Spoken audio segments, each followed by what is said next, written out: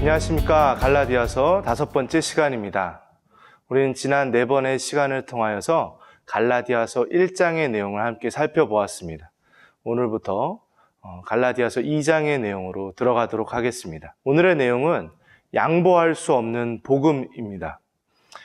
복음 앞에 붙는 이 수식어들은 지금 이 시대의 가치와는 참 멀어져 가고 있습니다. 양보할 수 없는 복음은 세상 사람들이 듣기에는 굉장히 편협하고 배타적이고 불편한 내용입니다. 물론 성경에서도 양보는 미덕입니다. 양보하지 않는 사람은 옹졸한 것이고 고집스럽고 이기적일 수밖에 없습니다. 그러나 성경을 자세히 보면 단지 모든 것을 양보하는 것이 미덕이 아니라 양보하지 않는 미덕 또한 우리가 배울 수 있습니다. 그것은 바로 절대 진리에 대한 내용입니다.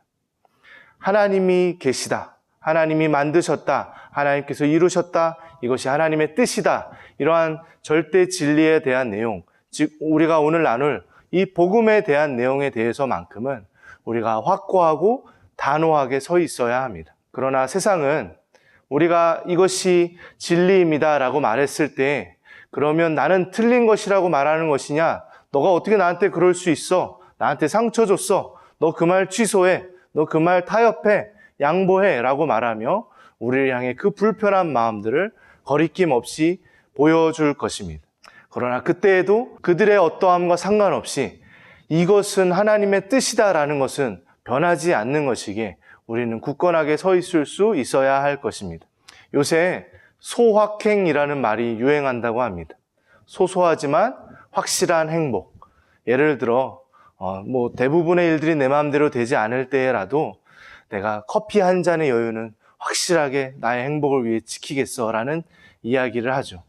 굉장히 공감이 가는 내용들입니다. 그런데 한편으로는 안타까운 마음도 듭니다.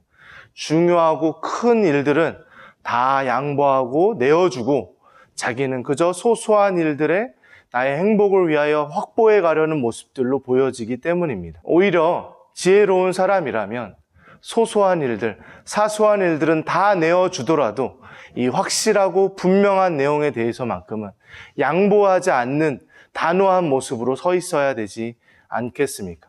바울은 지난주까지 1장의 내용을 통하여서 자신이 전하는 복음의 출처가 어디에 있는지를 설명하였습니다. 바울은 자신이 전한 복음이 사람에게서부터 난 것이 아니라 하나님으로부터 났다는 것을 설명하기에 굉장히 많은 시간을 할애했습니다.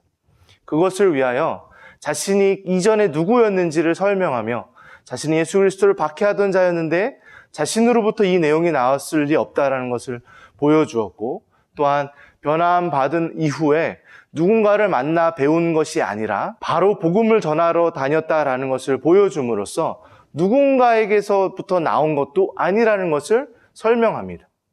그로 말미암아 이것은 하나님께서 직접 가르쳐준 하나님의 계시에 의한 것이다. 하나님의 복음이다라는 것을 설명하였던 것이죠. 그 작업을 어느 정도 마친 바울은 이제 2장에 들어가서 여전히 사람들 마음에 있는 불안한 마음들, 저 사람은 그래도 교회를 핍박하던 사람인데 저 복음의 내용이 맞는 것일까라는 것을 불안해하는 사람들에게 자신이 전한 복음의 내용이 그 예루살렘에 있는 사도들의 복음과 다르지 않다는 것을 이 2장에 들어와서 설명합니다. 먼저는 이것이 하나님으로부터 왔다는 것을 분명하게 설명한 이후에 그 이후에 사도들과의 복음에 견주어 봤을 때 다르지 않다는 것을 설명하고 있는 것이죠. 그것은 바울도 하나님께로부터 받은 계시이고 사도들도 그 계시로 말미암아 받은 복음이었기 때문에 서로 다르지 않다는 것을 확인시켜주는 내용이 되는 것입니다. 그 내용을 함께 보겠습니다. 1절, 2절입니다. 그 다음에 14년이 지나서 나는 바나바와 함께 디도를 데리고 다시 예루살렘으로 올라갔습니다. 내가 거기에 올라간 것은 계시를 따른 것이었습니다. 나는 이방 사람들에게 전하는 복음을 그들에게 설명하고 유명한 사람들에게는 따로 설명하였습니다. 그것은 내가 달리고 있는 일이나 지금까지 달린 일이 헛되지 않게 하려고 한 것입니다. 바울은 그곳에 가서 자신의 복음의 사역에 그 문제가 되고 있는 그 의심들을 잠재우기 위하여 그곳에 만났던 사도들과의 만남을 설명하고 있습니다. 이 일은 바울이 회심한 후에 14년이 지난 이후의 일입니다. 즉 바울은 열심히 복음을 전하는 그 14년의 시간이 지나고 나서야 사도들과 함께 복음에 대한 내용을 이야기하고 있다는 것입니다. 그곳에 가서 유명한 사람들에게 따로 설명하였다고 하는데 이들은 사도들을 의미합니다. 근데 사도들을 만나 이것이 내가 전해온 복음인데 좀 검증 좀 해주쇼, 이것이 맞나 확인 좀 해주쇼 라고 하는 것이 아닙니다. 그는 사도로서 자신이 전하였던 복음을 나누었고 그들도 사도로서 함께 복음 가운데 교제하고 있다는 내용입니다. 그럼에도 서로 상의하지 않다라는 것을 확인하는 시간을 갖고 있는 것이죠. 바울은 혼자 가지 않고 두 사람과 함께 갑니다. 하나는 바나바, 바울이 회심하고 바울을 맞아주었고 바울과 함께 사역하였던 동료였던 바나바를 함께 갑니다. 그는 유대인이었습니다. 그런데 또 한 명을 데리고 가는데 이 사람의 이름은 디도입니다.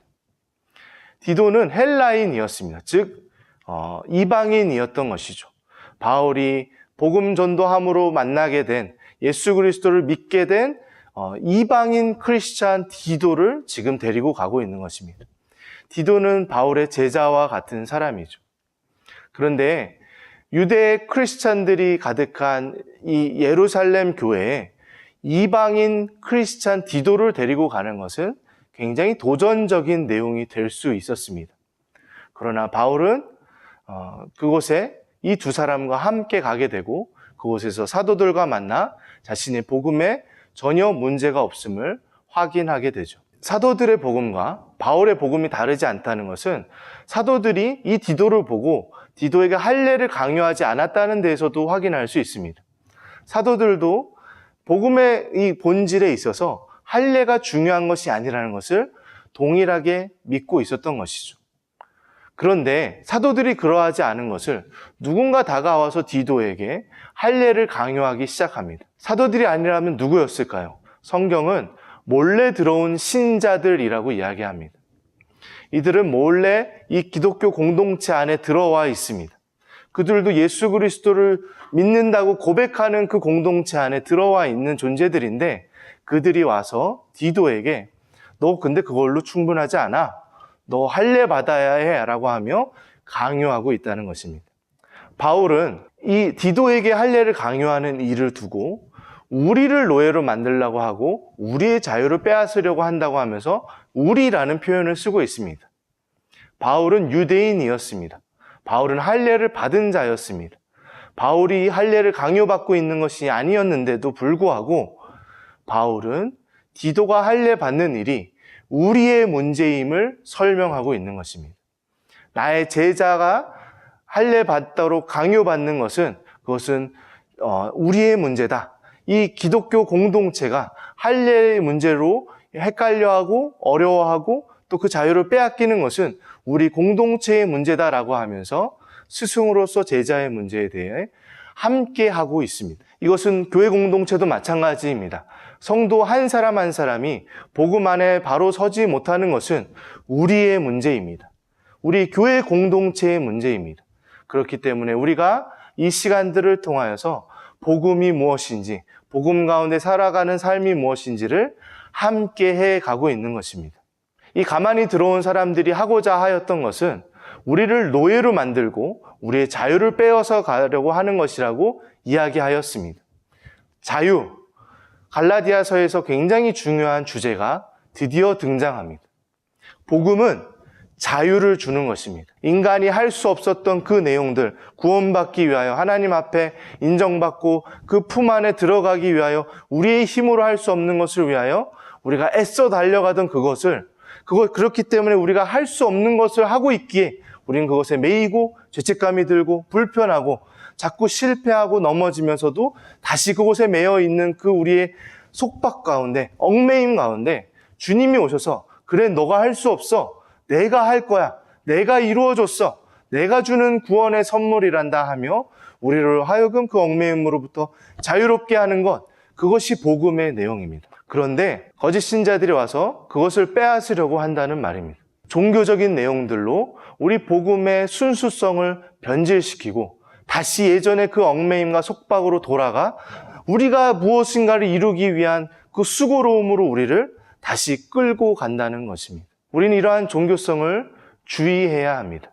지난 주일에 교회 앞에 한 책자가 놓여 있었습니다. 한 이단이 와서 그 앞에 자신들의 이 팜플렛, 브로셔를 우리 교회 앞에다 놓고 갔습니다. 그 내용이 무엇인가 살펴보았더니 자신들은 천국인을 받은 것을 확인하고 검증하기 위하여 시험을 치른다는 겁니다. 성경 전반에 대한 내용을 300여 문제로 시험을 치러 이 사람이 구원받은 자인지 아닌지를 확인한다는 것입니다. 그리고 그곳에 각 지역에서 이루어졌던 시험 장면들이 사진으로 보여지는데 대단합니다. 오와 열을 쫙 군대보다 더 정확하게 맞춰서 깔끔하게 흰 옷을 입은 사람들이 무릎을 꿇고 시험을 치르고 있습니다. 수백 명, 수천 명이 정말 질서정연하게 그것에 시험 치르는 장면에 양옆에는 감독관들이 양복을 차려입고 그것을 감독하고 있습니다. 이들의 믿음엔 자유가 없습니다. 이들의 가르침엔 하나님이 이루신 복음이 없습니다. 다시 그들의 노력과 그들의 어떠함으로 자신을 증명해내고 밝혀내는데 수고로움과 애씀과 얽매임과 속박밖에는 없는 것입니다. 이것은 단순히 이단만 그런 것이 아닙니다. 우리 교회 공동체 안에, 성도의 삶 안에 이 잘못된 내용들은 몰래 들어와 또아리를 틀고 자리 잡기 시작합니다. 다시 우리로 하여금 종교성으로 돌아가 너가 무엇을 해야 한다는 것으로 우리를 헷갈리게 하고 복음을 망치려 합니다. 종교적인 내용들은 우리로 하여금 죄책감을 가지게 합니다. 내가 충분히 종교적이지 않다는 것에 죄책감을 느끼게 하는 것입니다. 이런 표현들을 쓰죠. 내가 기도하지 않아서 이런 벌을 받았어. 이것이 많은 성도들이 하는 이야기들입니다. 이러한 이야기들을 참 많이 들어왔습니다. 내가 열심히 하지 않아서 내가 하나님의 은혜를 누리지 못했어. 내가 더 열심히 하면 더 하나님이 나에게 채워주실 거야 라고 이야기합니다. 그런데 여러분, 이 말이 얼마나 우스운지는 우리가 예수 그리스도께 나아가면 금방 확인할 수 있습니다. 예수 그리스도의 겟세마네 기도를 생각해 보십시오. 그분의 기도가 부족해서 그분은 십자가에 매달리게 된 것입니까? 그분이 충분히 헌신하지 않았기 때문에 기도 시간이 짧아서 더 눈물을 흘리지 않아서 십자가에서 벌을 받고 계신 것입니까? 그렇지 않습니다. 복음은 나의 어떠함과 나의 노력으로 이루어내는 것을 이야기하는 것이 아닙니다. 여러분들 오해하지 않으셨으면 좋겠습니다. 우리가 사모하는 것, 하나님을 향해 간절한 마음으로 나아가는 것은 아름다운 일입니다. 경건으로 훈련하는 것, 우리가 말씀 보고 기도하는 것들은 우리에게 필요한 내용들이지만 그것은 구원을 위하여 필요한 내용이 아닙니다. 구원을 주신 하나님으로 말미암아 우리의 삶이 그렇게 되어져 가는 것에 대한 내용이기에 이것은 지금 다룰 문제가 아닙니다. 우리가 이것을 나중에 갈라디아서 후반부에 들어가서 나누게 될 때까지 여러분들 이 갈라디아서 강의 함께 끝까지 해주시기를 부탁드리겠습니다. 그러나 이 종교성이 얼마나 무섭게 우리 가운데 들어오게 되는지 여러분들 생각해야 됩니다. 종교성이란 내가 이만큼 열심히 해서 내가 이만큼을 누리는 것들에 대한 내용입니다. 그래서 종교적인 사람들은 굉장히 열심히 있는 사람들이 많습니다. 새벽 기도를 빠지지 않고 오고 주일 성수를 정말 칼같이 지키고 그리고 헌신하고 봉사하고 섬기며 기도할 때 누구보다 길고 열정적으로 하고 찬양할 때에도 누구보다 드러나게 하게 될 것입니다. 그들의 그 모습들은 굉장히 열정적으로 보여지게 되죠. 그러나 그들의 열정과 열심과 헌신이 하나님을 움직이는 것이 아닙니다. 하나님의 은혜로 우리 가운데 오시는 것이죠. 그런데 여러분들 아이러니하게도 겨우겨우 주일을 예배 지키는 것으로 만족하는 사람도 여전히 굉장히 종교적 동기로 그러기 쉽다는 것을 여러분들 아셔야 됩니다. 생각해 보십시오. 이러한 사람들은 별로 하나님에게 관심 없습니다. 주님의 몸된 공동체 이런 거 별로 관심 없습니다. 그런데 그렇다고 교회를 안 가자니 찝찝합니다. 예배를 안 드리자니 뭔가 숙제를 안 한 것 같습니다. 그러니 뭔가 불안하고 그 두려운 마음이 조금 남아 있어서 그냥 겨우겨우 예배라도 최소한의 종교 행위로 자신의 어떤 마음의 안위를 찾으려고 합니다. 이것은 종교적 동기입니다. 동일한 종교적 동기입니다. 내가 이것을 했으니 이제 되었다 하고 나아가 세속적인 사람으로 살아갑니다. 세속적인 사람은 하나님과 상관없이 살아가며 자기의 노력으로 자기를 발견하고 자기를 성취하고 세상에 인정을 받는 사람으로 세워져 가려는 사람들을 의미합니다.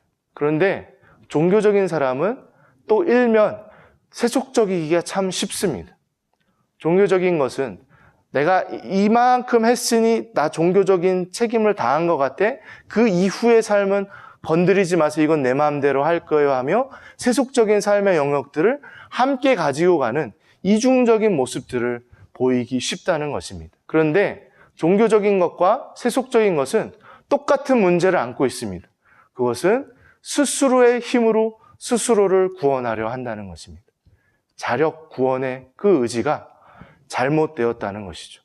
나로 하여금 할 수 없는 것을 바라보며 그것을 이루기 위해 스스로를 억제고 얽매이고 그것에 속박되어서 살아가는 모습을 향하여 하나님은 오셔서 그것은 아니다. 너가 할 수 없는 것이기에 내가 하였다. 내가 예수 그리스도를 보내주었다. 예수 그리스도께서 나를 구원하여 주셨다. 하나님께서 나를 구원하여 주셨다라는 내용이 복음의 내용이기에 복음은 우리에게 자유를 주는 것이죠. 그래서 바울은 이 복음만큼은 타협할 수 없고 물러설 수 없는 내용이라고 단호하게 말합니다. 5절입니다. 우리는 그들에게 잠시도 굴복하지 않았습니다. 그것은 복음의 진리가 언제나 여러분과 함께 있게 하려고 한 것입니다. 복음에 대해서 그 어떠한 것도 용납할 수 없다는 것입니다. 그것을 복음의 내용을 양보하라는 그 내용에 대해서는 조금도 굴복할 수 없다는 것입니다. 바울은 지금 예루살렘에서 디도와 있었던 일들을 이야기하는데 그것에 타협하지 않은 것이 여러분들, 즉 이 편지를 받고 있는 갈라디아 성도들을 위해서 하고 있는 것이라고까지 이야기합니다. 여러분들이 이 복음의 진리와 언제나 함께 있기를 위하여 지금 자신도 굴복하지 않는다는 것입니다. 여러분, 복음이 전부입니다. 복음으로 세워져 가는 것입니다. 은혜로 세워져 가는 것입니다. 은혜가 우리의 기준이 되고 복음이 우리의 기준이 되어 세워져 가는 삶이 되어야 합니다. 그것은 우리의 어떠함으로 우리를 정의하는 내용이 아닙니다. 예수님께서 나를 구원하셨다라는 문장은 굉장히 단순한 문장이지만 그것이 우리의 삶 가운데 나타나는 삶의 모습은 그리 단순하지 않습니다. 예수님께서 나를 구원하신 것으로 말미암아 살아가는 우리 모두가 되기를 위하여 이 복음에 대하여 조금도 양보하지 않고 굳건히 서 있는 우리 모두가 되기를 주님의 이름으로 축복드립니다. 정리하겠습니다. 바울이 전한 복음과 예루살렘 사도들의 복음은 다른 것인가요? 두 번째 질문입니다. 바울은 이 디도의 할례 문제를 지금 어떻게 이해하고 있습니까? 세 번째입니다. 종교적인 사람과 세속적인 사람의 공통적인 문제는 무엇입니까? 이 질문들에 대해 생각해 보시고 복음 가운데 거하는 우리 모두가 되기를 주님의 이름으로 축복드립니다.